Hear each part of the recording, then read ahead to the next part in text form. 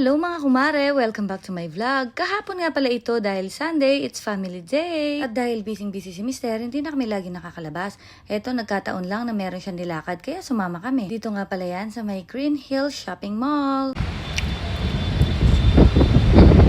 Mahangin ba sa labas? Hindi naman. Oh, hindi na mahangin sa labas. Pero yung hair ko, gulo-gulo yarn.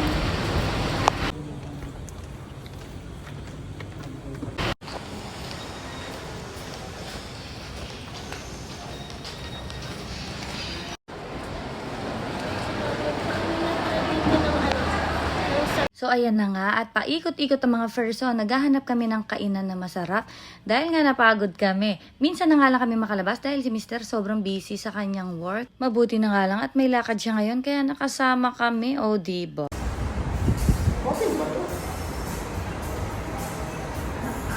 So ayun na nga, dahil walang tao dito sa baba, akala namin close. Kaya umakyat kami, buti na lang, andito pala sa taas yung mga kumakain. So ayan, dahil gutom na nga yung anak ko, nag-order na kami agad ng food namin. Dito nga pala namin napili sa may peri-peri. So ayun na nga, sabi ko kay Mr. kung ano yung kakainin niya, ganun na lang din ako. Kasi first time ko nga dito, char!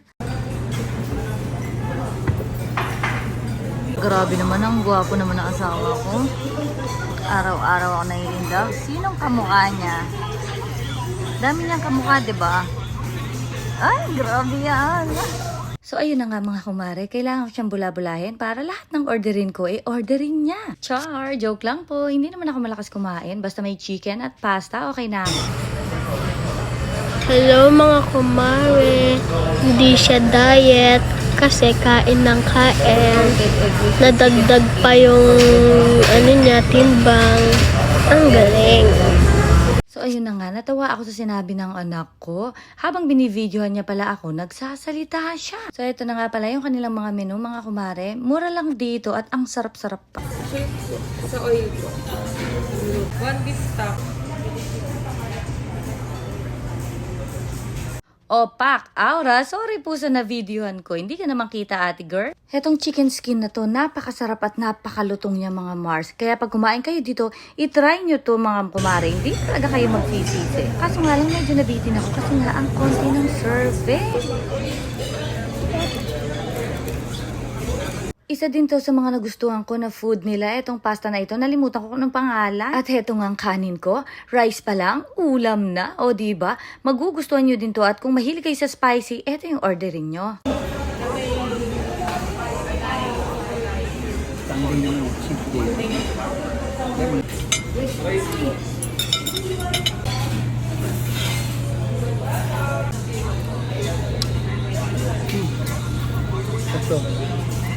Ang gwapo naman ang asawa ko. Nakakainis naman ito.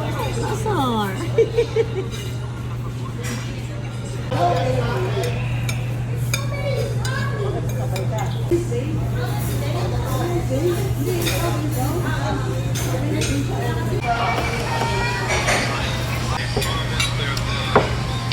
Ang crispy.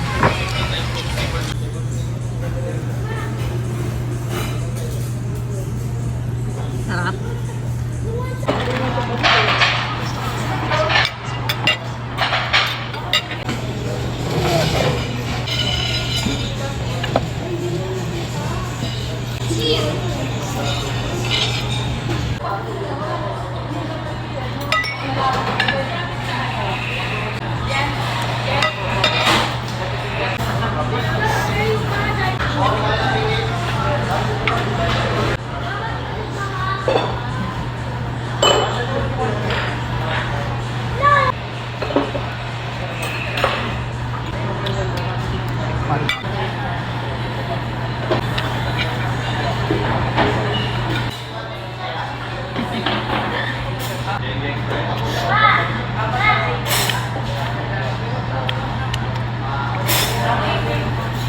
Sarap.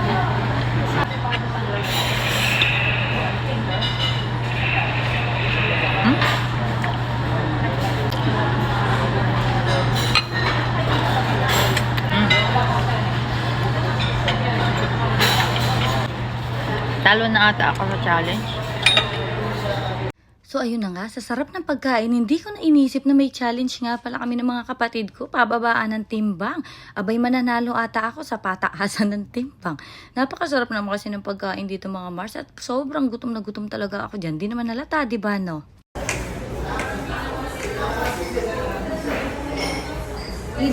So ayun na nga at paalis na nga kami dito dahil tapos na kaming kumain. Ang ganda nga pala ng place na to, napaka-comfy, napakalinis. Ang sarap pa ng mga food nila at ang babait ng mga staff.